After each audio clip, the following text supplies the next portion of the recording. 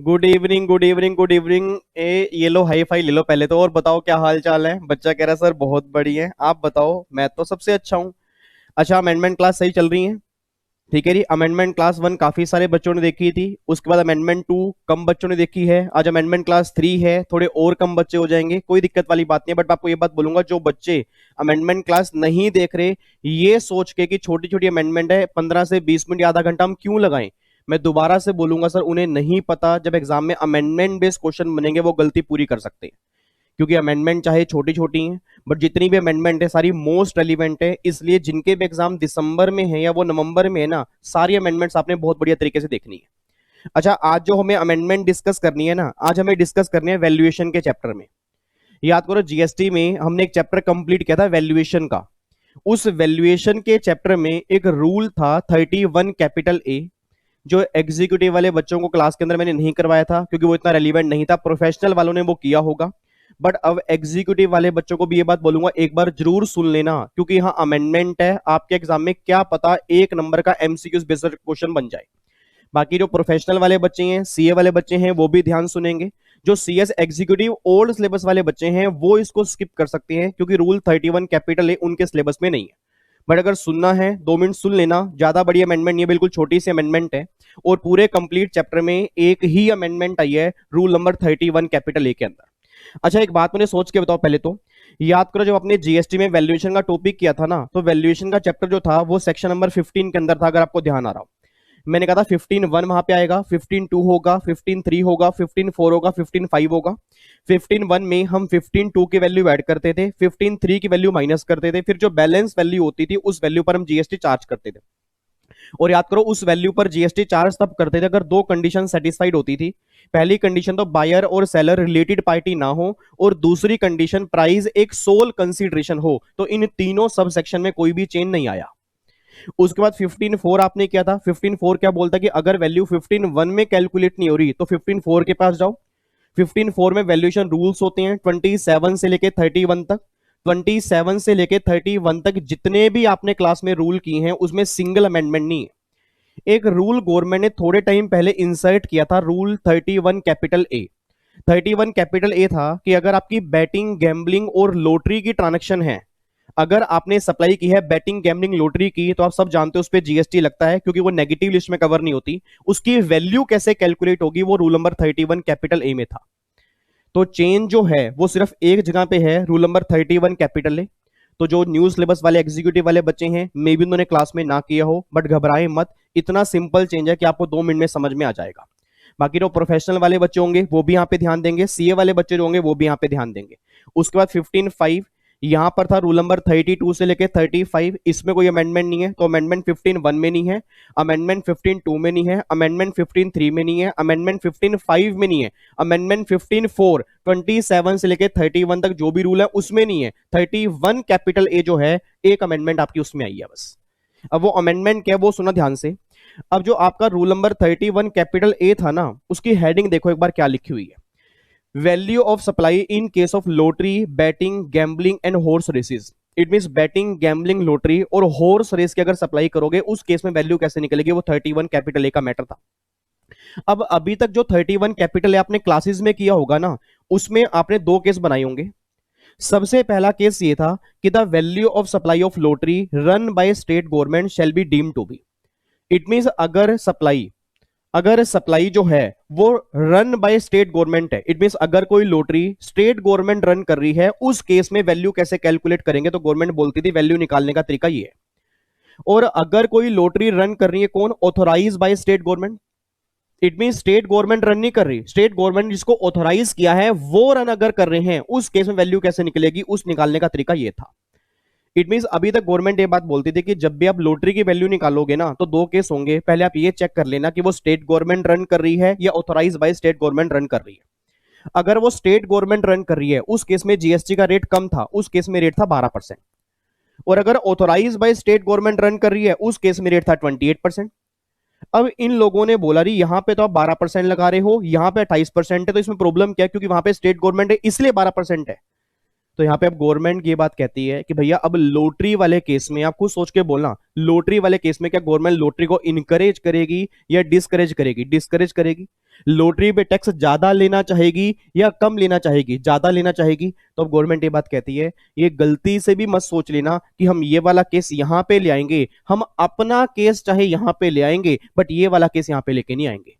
एक बच्चा कहता है भाई तुझे कुछ समझ में आ रहा है? मेरे नोनू मेरे सोनू, कहना ये बात चाहता हूं कि भैया अब लॉटरी वाले दोनों ही केस में एक ही रेट एप्लीकेबल होगा, वो 28% होगा। इट मीन अब अगर एग्जाम में क्वेश्चन बन गया लॉटरी और उसमें लिखा हुआ है रन बाय स्टेट गवर्नमेंट या run by authorise by state government, तो दोनों ही केस में एक ही रेट एप्लीकेबल होगा, दैट इज 28%। और ये बात मैं नहीं कह रहा, आपको मैं दिखाता हूं। ये आपका ओल्ड लॉ है, आपकी बुक में होगा, आपके नोट्स में होगा, आपने कहीं से भी पढ़ा होगा, आपने काम किया होगा, इसको वहां पे क्रॉस कर देना। अब दो केस एप्लीकेबल नहीं है, एक्सप्लेनेशन जो है वो भी यहां से कट हो चुकी है।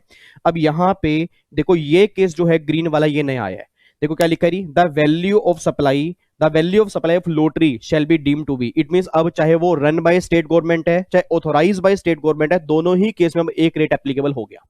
और वैल्यू कैसे निकालनी होती है? 100 divide by 128 of the higher of the following.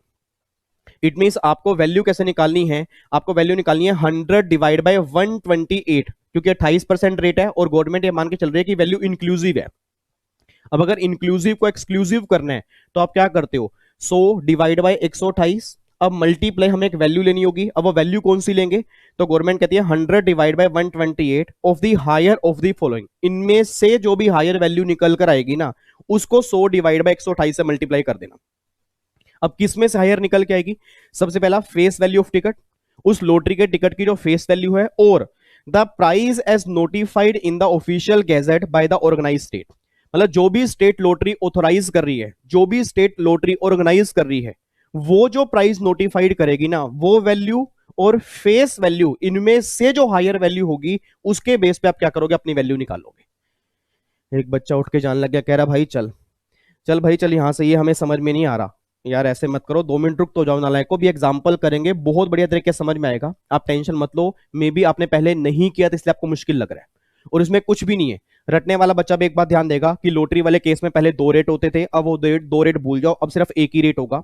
Exam में आप में से किसी के भी एग्जाम में अगर क्वेश्चन बनता है लॉटरी की वैल्यू निकालनी, तो लॉटरी की वैल्यू निकालने में ऑलवेज ध्यान देना 28% रेट एप्लीकेबल होगा, 12% वाला रेट अब खत्म हो चुका है, एक ही रेट एप्लीकेबल होगा। बिल्कुल गवर्नमेंट ने सिमिलर लॉ बना दिया। अब वो 28% कैसे निकालना है? तो हमें क्या करना है, वैल्यू इंक्लूसिव माननी है, तो हम करेंगे 100 डिवाइड बाय 128। बट यहाँ पे वैल्यू कौन सी लेंगे? तो गवर्नमेंट कहती है higher of the following. Higher किसमें से? जो उसकी फेस वैल्यू होगी टिकट की वो, और जो स्टेट इसको ऑर्गेनाइज कर रही है वो जो नोटिफाइड करेगी इसकी वैल्यू, ये इनमें से जो हायर होगा उसके बेस पे आप यहां वैल्यू ले लोगे। अब वो कैसे निकालनी है आपको मैं दिखा देता हूं। यहां पे एग्जांपल आपके सामने दी है और स्पेशली आपके लिए ही है, ताकि आपके एग्जाम में अगर प्रैक्टिकल क्वेश्चन भी बनता है तो मेरी फैमिली का सिंगल बच्चा भी गलती ना करके आए।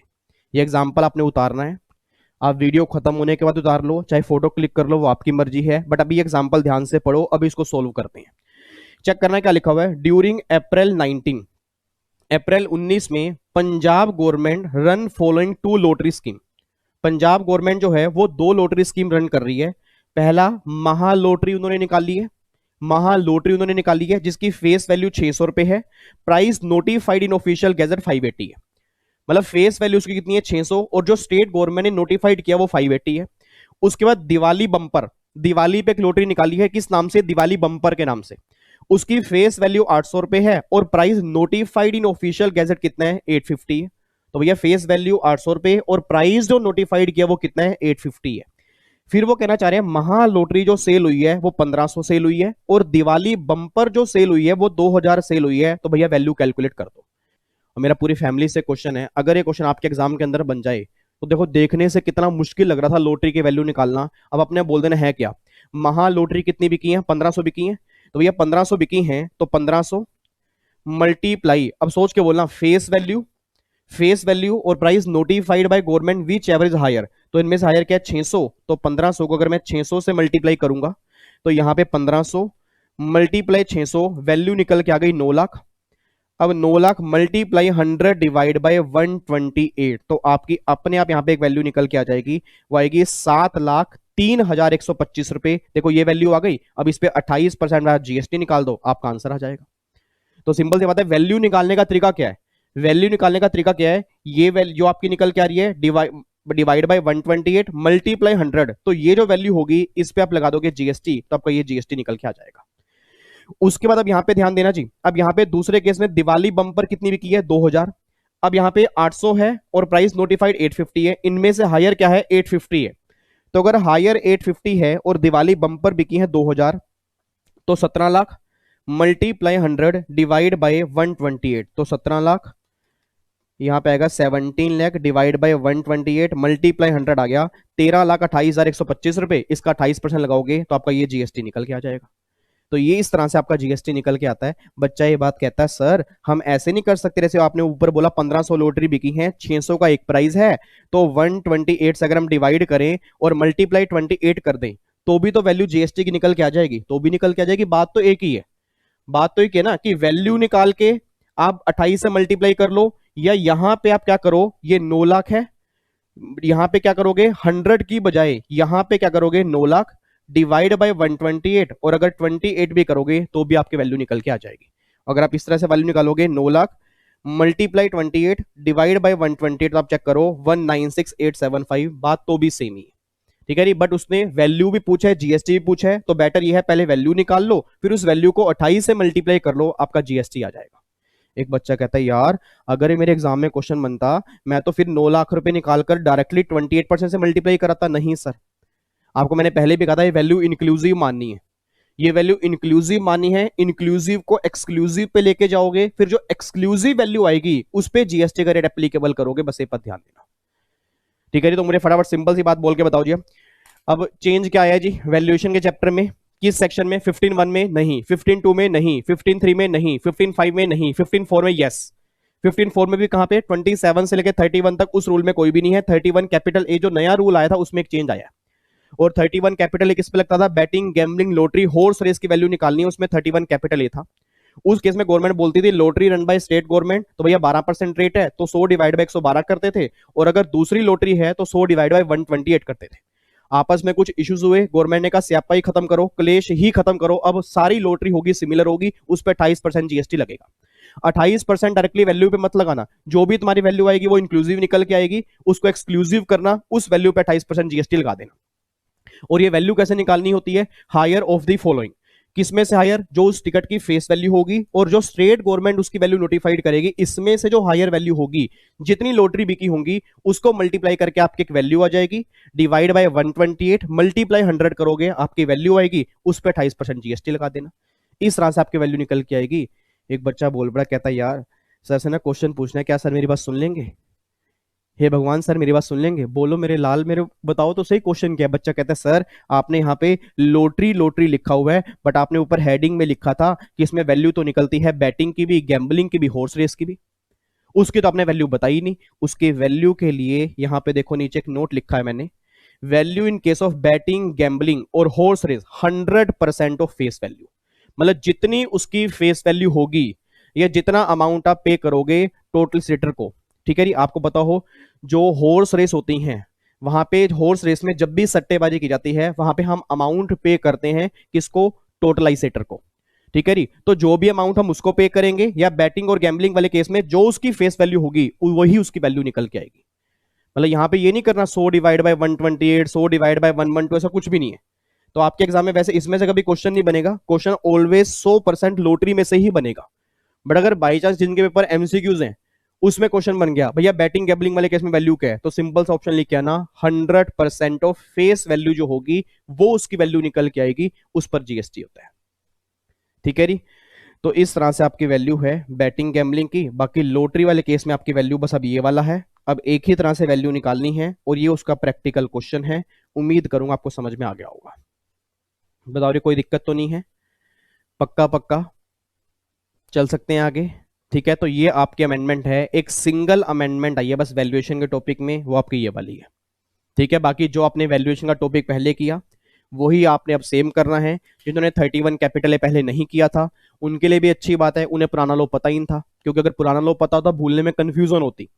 एग्जीक्यूटिव में कभी क्वेश्चन बना ही नहीं 31 कैपिटल ए में से, बट मैं फिर भी क्यों कह रहा हूं बन सकता है, क्योंकि अमेंडमेंट है, और अमेंडमेंट सिंपल सी क्या बनेगी भैया, स्टेट गवर्नमेंट लॉटरी रन कर रही है और authorise by state government run कर रही है, जीएसटी का रेट क्या हो गया 28%। अगर वो पूछेंगे वैल्यू कैसे निकालनी है, तो फॉर्मूला आपको पता ही है, formula value multiply 100 divide by 128, और ये वैल्यू कैसे निकल के आएगी, higher of the following, higher किसमें से बोल दो, जो उसकी फेस वैल्यू होगी और जो स्टेट गवर्नमेंट ने नोटिफाइड की होगी, इनमें से हायर वैल्यू को जितनी उसकी लॉटरी बिकी होंगी उससे मल्टीप्लाई करके आप वैल्यू निकाल सकते हो।